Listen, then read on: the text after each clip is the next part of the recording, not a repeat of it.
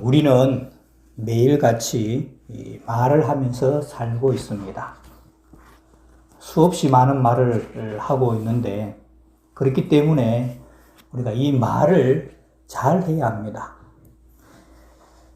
말을 잘 해야 우리의 생각이 바로 잡히게 되고, 생각이 바로 잡혀야 우리의 행동도 올바르게 되게 되어 있습니다.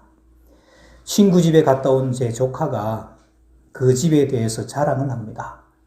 그 집 진짜 잘 살아요. 집이 어마어마하게 크고요. 자가용이 2대고요. 마당에는 풀장이 있어요. 이 말이 맞는 말일까요? 틀린 말일까요? 틀린 말입니다. 정확하게 하려면 이렇게 해야 맞는 것이죠. 자가용이 2대고 풀장이 있는 우리 친구 집은 부자예요. 잘 살아요가 아니라 부자예요가 맞는 표현입니다. 돈이 많은 사람은 부자지 잘 사는 것이 아닙니다. 잘 사는 것일 수도 있고 아닐 수도 있죠. 그런데 우리말에는 경제적으로 부유한 나라를 잘 사는 나라, 경제적으로 가난한 나라를 못 사는 나라라고 말합니다. 개인적으로 봐서는 돈이 많은 부자를 잘 사는 사람, 돈이 적은 가난한 사람을 못 사는 사람이라고 합니다. 근데 이 말은 잘못된 것이지요.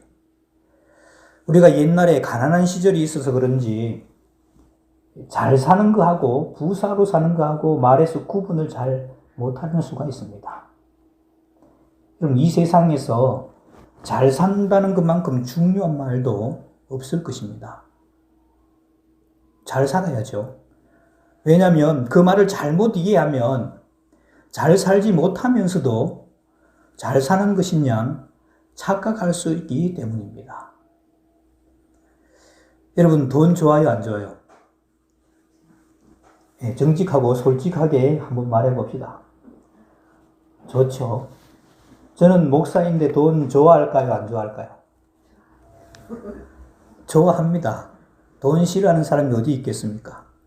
돈을 싫어하는 척 하는 것은 위선이겠죠. 돈은 참 좋은 점이 많이 있습니다. 돈이 좋으니까 아침부터 우리 집사님, 오늘 짐을 나르신 우리 집사님 아침에 오늘 새벽에도 한탕 하고 오셨다고 그러는데, 그 새벽부터 열심히 돈을 벌려고 그렇게 애를 쓰고 있죠.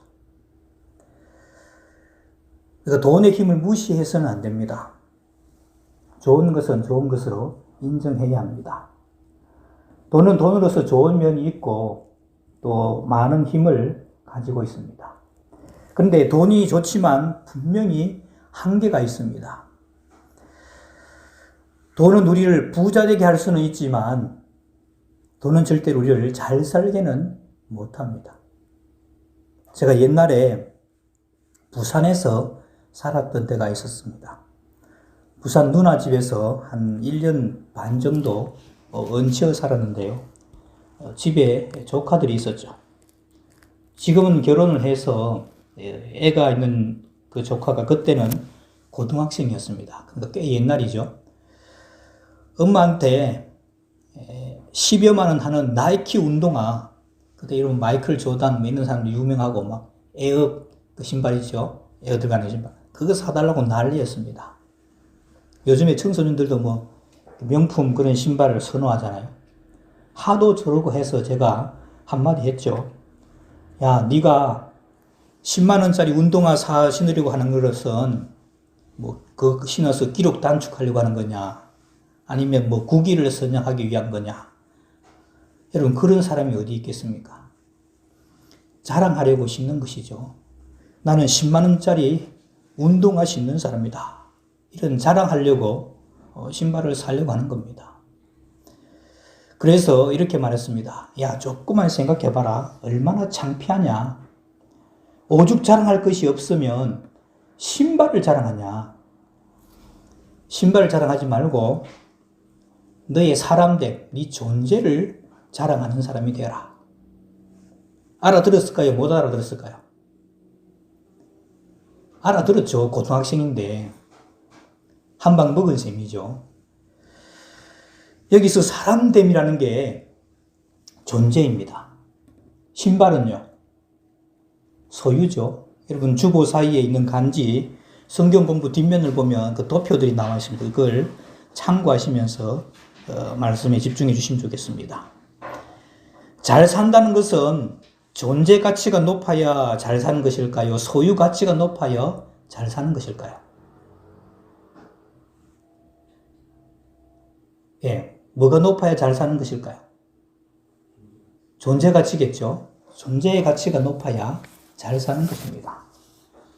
예수 믿으면 소유 가치가 높아질까요? 존재 가치가 높아질까요? 예수 믿으면 존재 가치가 높아집니다. 다른 말로 하자면 예수 믿으면 잘 사는 것입니다. 예수 믿는 사람이 부자일까요? 안 믿는 사람이 부자일까요? 그건 잘 모르죠. 예수 믿는 거하고 부자 되는 거하고 상관이 있어요, 없어요? 제가 보기엔 별로 없습니다. 뭐 조금은 있겠죠. 담배도 안 피고 술도 안 마시니까 뭐 조금은 부유하게 되겠죠. 그런데 원칙적으로는 큰 상관이 없습니다. 예수 믿는 사람 중에 부자 있어요, 없어요? 있어요. 예수 믿는 사람 중에 가난한 사람 있어요, 없어요? 있어요. 그럼 예수 안 믿는 사람 중에 부자 있어요, 없어요? 많아요. 그리고 예수 안 믿는 사람 중에 가난한 사람 있어요, 없어요? 역시 있습니다. 그러니까 예수 믿는다고 다 부자 되는 거 아닙니다. 예수 믿으면 부자 된다는 말은 맞을 수도 있지만은 맞지 않을 수도 있습니다. 그러나 예수 안 믿고 부자 될 수는 있지만은 잘 살 수는 없습니다. 잘 사는 것은 절대로 예수님을 믿어야만 가능한 일입니다. 다른 말로 하자면 예수님을 믿어야만 우리 존재의 가치가 높아진다는 말입니다. 그럼 존재 가치가 어디에서 오는 것이냐? 존재 가치는 좀 어려운 말 해서 죄송합니다. 존재의 목적과 관계되는 말입니다. 존재 목적. 모든 존재는 존재의 목적이 있습니다. 목적 없이 존재하는 것은 아무것도 없습니다. 이 핸드폰, 마이크, 모두가 다 존재하는 목적이 있습니다. 마이크는 사람의 소리를 이렇게 크게 키워주는 그런 역할을 하는 거죠. 마이크나 핸드폰, 존재 목적이 좀 좋으니까 물건을 사서 쓰지요. 사용을 합니다. 한참 쓰다가 핸드폰이 고장나거나 부서지고 망가지면 어떻게 해요? 버리고 새 것을 사는 것이죠. 존재 가치가 없어지게 되면 쓰레기통에 넣고 새 것을 하고 바꾸게 되는 겁니다. 이제 환경오염이 생기니까 재활용 하는데 갖다 두겠죠. 그래서 목적을 떠나서는 가치를 논할 수가 없습니다. 사람의 존재 가치는 강남에 사느냐, 강북에 사느냐에 따라 결정되어지지 않습니다. 또 버스를 타고 다니느냐, 자가용을 타고 다니느냐, 10만 원짜리 신발을 신느냐, 만 원짜리 신발을 신느냐 달려있는 것이 아닙니다.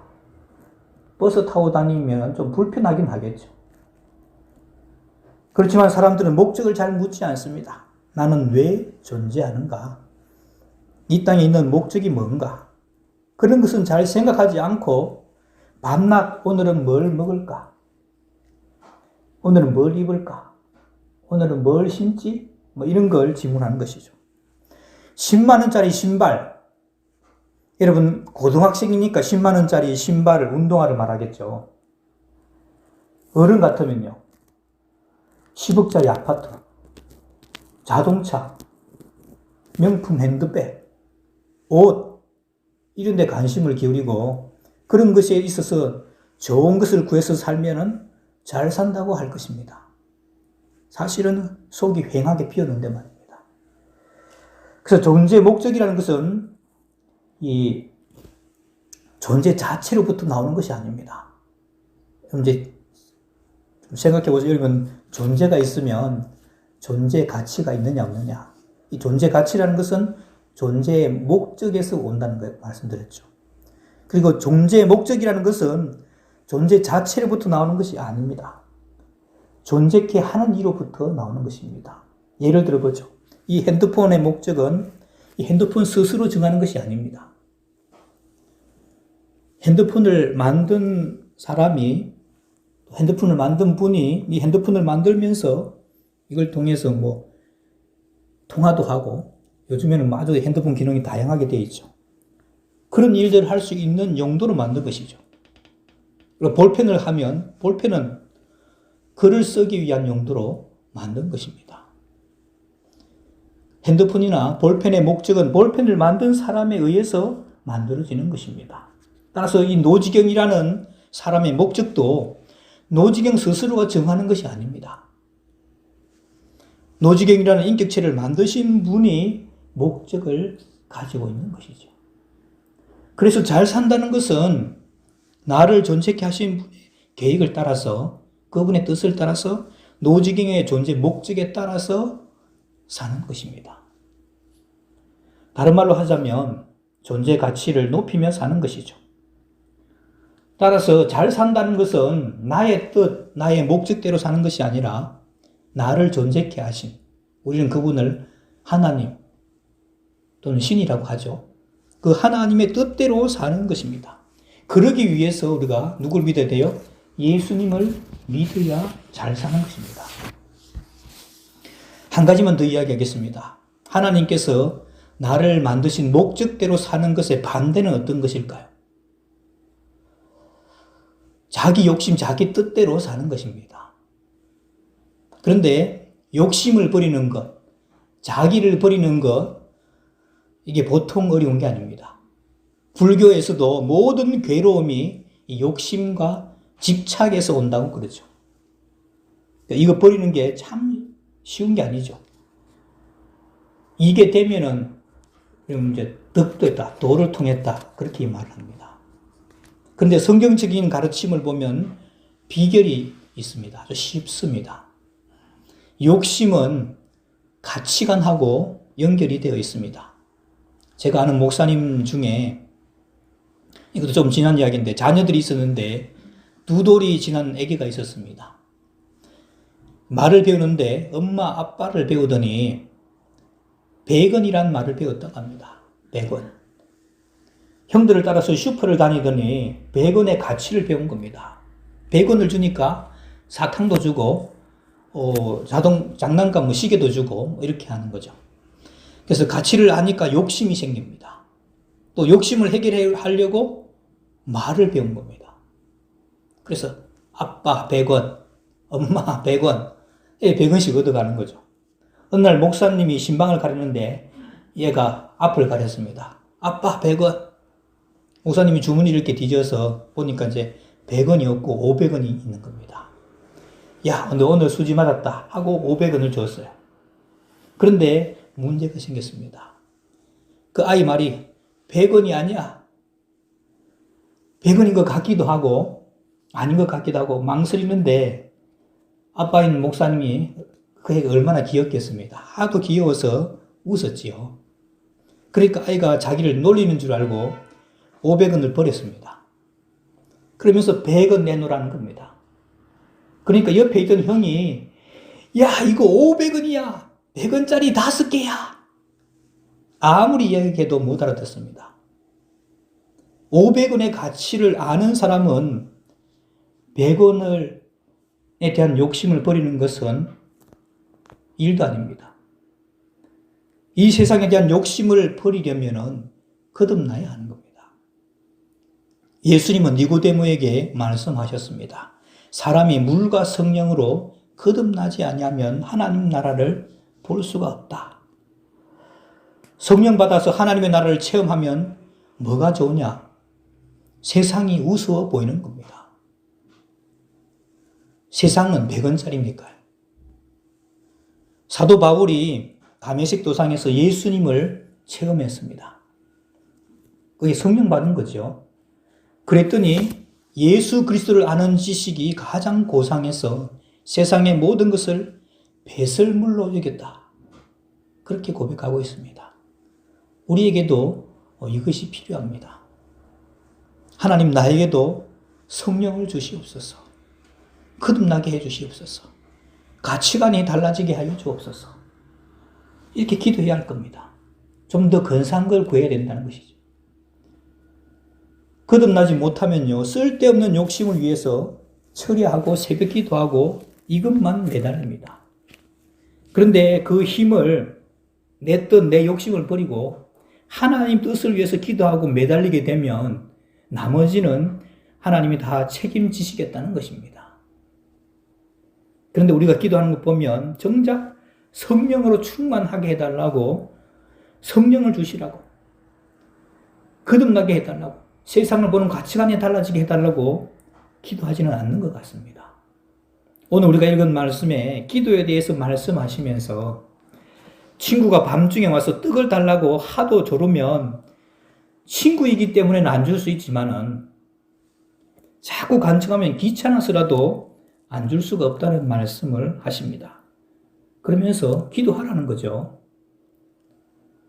그리고 이 말씀 하시죠. 구하라, 그러면 너희에게 주실 것이야. 찾으라, 그러면 찾을 것이요. 문을 두드리라, 그러면 너희에게 열릴 것이다. 구하는 이마다 받을 것이요. 찾는 이가 찾아낼 것이요. 두드리는 이에게 열릴 것이니라. 너희 중에 아들이 생선을 달라는데 뱀을 줄 아버지가 어디 있느냐? 계란을 달라고 하는데 정갈을 줄 부모가 어디 있느냐는 것입니다. 너희가 악할지라도 좋은 것으로 자식에게 줄 알거든 하물며 너희 하늘 아버지께서 구하는 자에게 성령을 주시지 않겠느냐. 근데 이와 같은 똑같은 말씀이 마태복음 7장에도 나옵니다. 여러분 성경 말씀 나오죠? 그게 부분 마태복음 7장 같이 읽어볼까요? 시작. 너희가 악한 자라도 좋은 것으로 자식에게 줄 알거든 하물며 하늘에 계신 너희 아버지께서 구하는 자에게 좋은 것으로 주시지 않겠느냐. 누가복음 11장 13절 같이 볼까요? 시작. 너희가 악할지라도 좋은 것을 자식에게 줄 알거든 하물며 너희 하늘 아버지께서 구하는 자에게 성령을 주시지 않겠느냐 하시니라. 다 같은데 말들이 뭐 조금만 말만 달랐지 다 같은 말인데 뭐가 달라지는 거니까 마태복음에는 좋은 것이라고 되어 있고 좋은 것을 주시지 않겠느냐. 누가복음에는 우리가 읽은 말씀에는 성령을 주시지 않겠느냐는 겁니다. 그래서 같이 이렇게 대조해 보면 좋은 것 이꼴 뭐예요? 성령이란 겁니다. 좋은 것 이꼴 성령이야. 왜 성령이 우리에게 좋은 것입니까? 여러분, 어린아이가 배가 고파요. 그럼 뭐가 필요하죠? 뭐 우유나 분유나 이런 게 필요하겠죠. 그러면 또 애가 이제 변을 봤어요. 그러면 뭐가 필요하죠? 기저귀를 갈아줘야죠. 근데 애가 지금 또 울고 있어요. 그럼 뭐가 필요하죠? 아기를 안 낳아서 세 가지 다 뭐가 필요합니까? 엄마가 필요한 겁니다. 엄마. 배가 고파도 엄마. 변을 봐도 엄마. 울어도 엄마. 엄마가 있으면 그 모든 게 다 해결되는 겁니다. 마찬가지로 좋은 것이 바로 우리 성령이라는 것이죠. 성령이 있으면 이 모든 것이 다 해결이 되는 겁니다. 성령이 왜 우리에게 좋은 것입니까? 우리에게 성령이 충만하게 되면 하나님의 뜻을 알 수 있기 때문입니다. 내 뜻, 내 목적을 버리고 하나님의 뜻을 구하며 살 수 있다는 말입니다. 다른 말로 하자면 잘 살 수 있다는 말이죠. 내 목적, 내 뜻대로 사는 게 아니고 하나님 목적, 하나님 뜻대로 살기 때문입니다. 우리 고린도전서 2장 10절, 11절 말씀 우리 같이 읽어볼까요? 고린도전서 2장 10절, 11절 말씀. 여기 주보 사이 간지 넣어놓은 거 있습니다. 같이 봅니다. 시작. 오직 하나님이 성령으로 이것을 우리에게 보이셨으니 성령은 모든 것 곧 하나님의 깊은 것까지도 통달하시느니라. 사람의 일을 사람의 속에 있는 영 외에 누가 알리요? 이와 같이 하나님의 일도 하나님의 영 외에는 아무도 알지 못하느니라. 그래서 그 사람 속에 들어가 봐야 알 수 있듯이 하나님도 하나님의 영으로 하나님의 뜻을 알 수 있다는 겁니다. 성령으로 하나님의 뜻을 알 수 있다는 것이죠. 그래서 우리가 기도할 때 다른 어떤 것보다도 성령을 구해야 할 이유가 여기에 있습니다. 하나님의 뜻을 알 수 있기 때문입니다. 그리고 간절히 성령을 구할 때 오늘 우리가 읽은 말씀에는 왜 주시지 않겠느냐는 겁니다.